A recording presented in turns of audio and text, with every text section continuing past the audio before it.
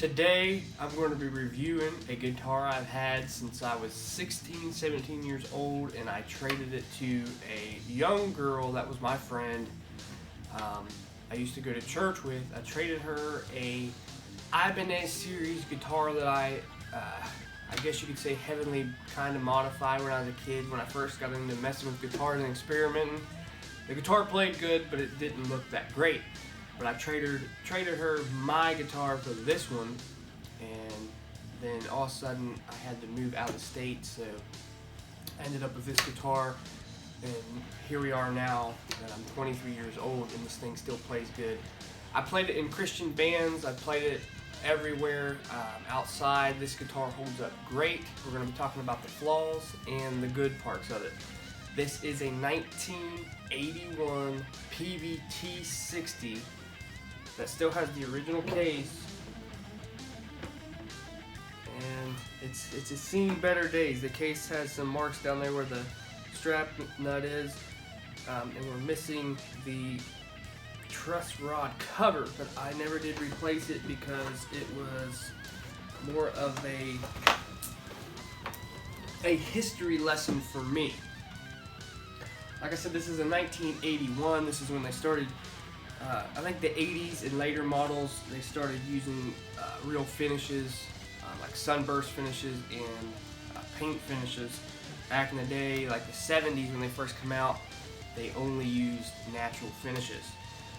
It does have a maple neck, and it has true Peavey tuning keys. It is a Peavey T-60. It has the Blade series humbuckers, and it can be used in single coils. All the reviews I see people talking about how these didn't come out till real late in the year. I got on the site of Peavey and read about him and everything about this particular guitar and who made it. But from what I understand, that this guitar was made out of some kind of heavy ash wood, or I mean, it's a heavy. This thing is a brute. This thing is really heavy. This is how your strings go in. There's no plate like a Stratocaster. Has your nice Peavey neck plate. It says made in the USA. All these parts were built in-house in the United States when they first come out with these guitars. These are not imported parts. These were all made at the Peavey shop, from what I understand from Peavey. Now, like I said, this guitar has been good to me. I've played it so much that the frets are so uneven down here where I soloed so much on it, that the frets take a nosedive and they are really thin. So this guitar will need a fret job here in a couple years, or sooner than that if I keep playing it at the rate I do. One thing I like about this guitar, me personally, I like heavy guitars. I hate light guitars. It just makes it feel cheap. I know that sounds crazy, but I like a heavy, well-built guitar. It does have a metal nut. If you look at the old picture I'm about ready to post, you can see where it says Y. They were selling Gibsons for like $900 and Fender Stratocasters for $700. And when this guitar first came out, it was $375. They couldn't understand why they were selling a guitar for that much. And people think this is the most overlooked guitar in the world. People think that these things are junk, they ain't worth your time.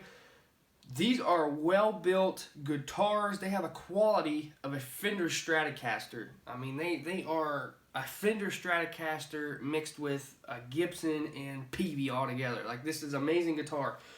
Only thing I don't like about it is the neck. The neck is paper thin.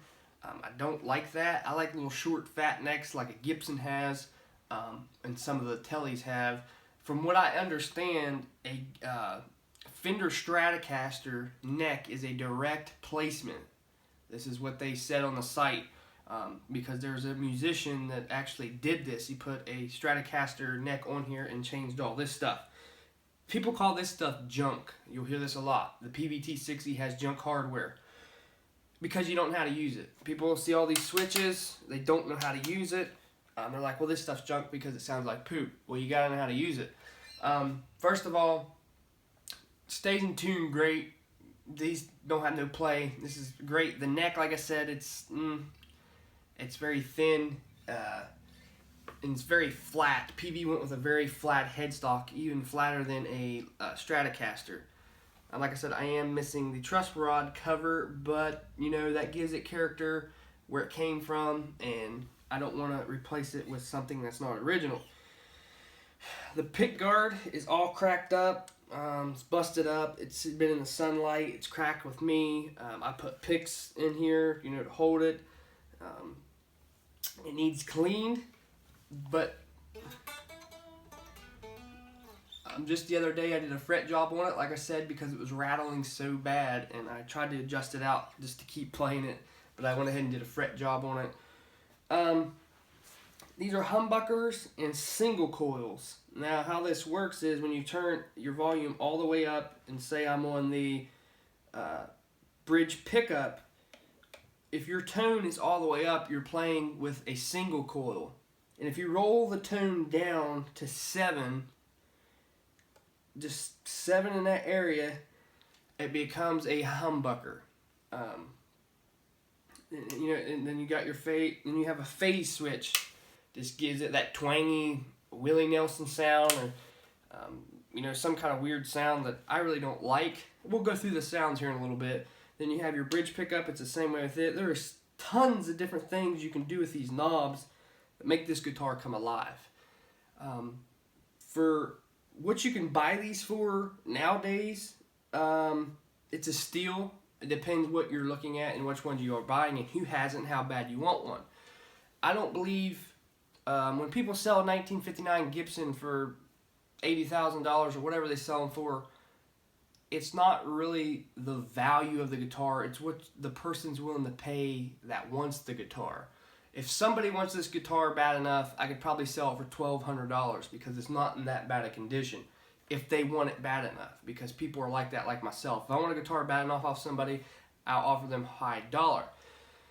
Not because I feel like I'm getting ripped, but a guitar to me is a piece of history.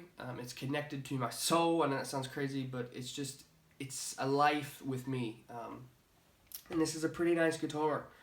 And you can't beat it for what it is. I mean, it's got metal knobs. It's just well built. This is not a cheap built guitar. It's been well played. It has dents, has some dents. This guitar has been dropped a few times. The input jack is very clean, very nice. The body is big. This body is huge. Got great big horns sticking off of it. It's a very, very thin guitar, and they went ahead and made a little groove for it. It's a well-built guitar, like I said. I really don't know the wood. I couldn't tell you. I just read online that it could have been heavy ash or whatever. I really don't know. There is some cracks in the guitar, like I said. And they come with the original case. The original case has some holes. But I love this guitar. If I could find another one, older, I would buy it in a heartbeat because this has been a great guitar. Eventually, if the frets get so bad and I don't want to pay, you know, somebody $200 and some to put frets in the fretboard, because I really don't care for the neck anyway, I might try the Stratocaster neck. I'm not sure yet. Get a maple Stratocaster neck and try it. I know that would make a lot of people mad because it is history and this is original, but the way I look at it, if you're putting new frets in it, it won't be original. So it's like putting a fender on a 56 Chevy. It's not going to be original, so why not go all out? It's personal preference. I use guitars even though they're vintage. If I had an old Les Paul or an old Fender, it would get played instead of put in a corner. That's just what a guitar is made for, to continue its service. It's like, you know, an army man. He continues his service for all these years until he can't go no more. And I noticed on the back of the neck, I don't know if you can see, it looks like 2 pieces of wood. I never really seen that kind of happen in a neck before.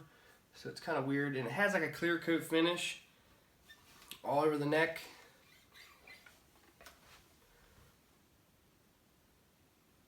But this guitar has been played a lot by me. This guitar is, I mean, it's amazing. I cannot beat it for what it is, because a lot of people use pedals to get their sound. I use my fingers and tone knobs and volume knobs. especially with my Les Paul style guitars, man, you can really fine tune some tone with it. And especially when you can do that and have all kinds of options as this guitar has, it's amazing. It's really amazing what you can do. But we're going to go ahead and plug it in. Volume all the way up and the tone all the way up. I don't have my amp very loud because I'll probably wake my neighbors because it is early in the morning. But this is your single coil.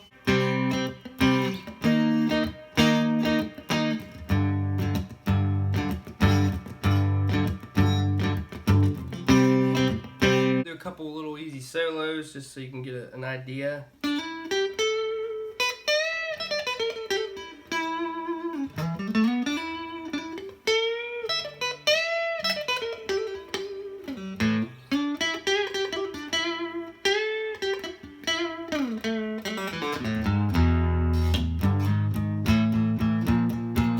going to go ahead and turn it into a humbucker. We're going to back it down and I'm going to play it as I back it down and let you hear the difference. As you can tell, it got kind of louder, so we're in humbucker mode.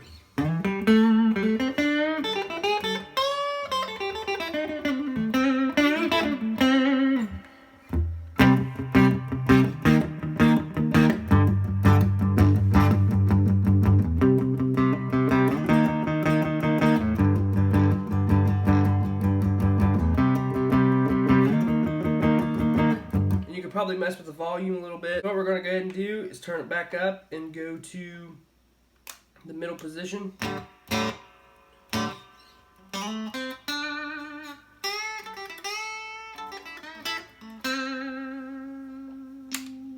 And here's your phase switch. Okay, your phase switch is off. It's on.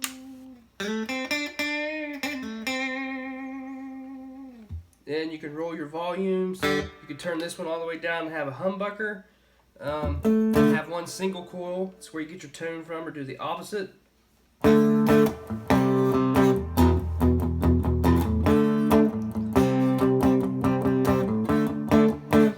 There's all kinds of options you can do. You can just play around with it.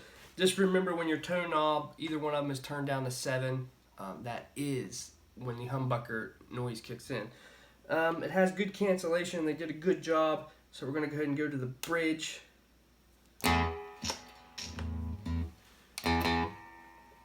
Go into the bridge pickup. Turn the phase switch off. So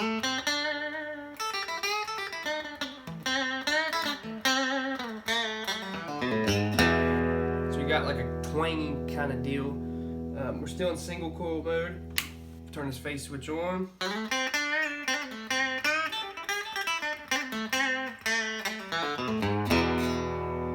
Mellow tone. Turn the phase switch off, and then we're going to roll it down to 7. I'll let you guys hear the tone. See how it gets louder? It kicks in the humbucker. I'll let you guys hear the tone. See how it kicks in the humbucker? You can hear it. I'll do it one more time.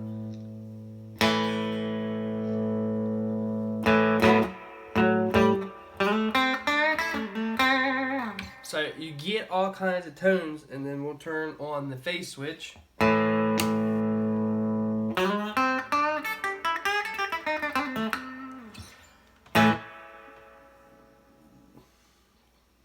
We can roll it back up with the phase switch. So you have all kinds of control with this guitar. There's all kinds of control that you can get from this guitar. You can experiment with gain or clean, whatever. I mean, there's going to be a big difference. So we'll go ahead and try it with some gain. And I won't explain it this time. I'll just go through it like I did the first time and let you guys hear the difference.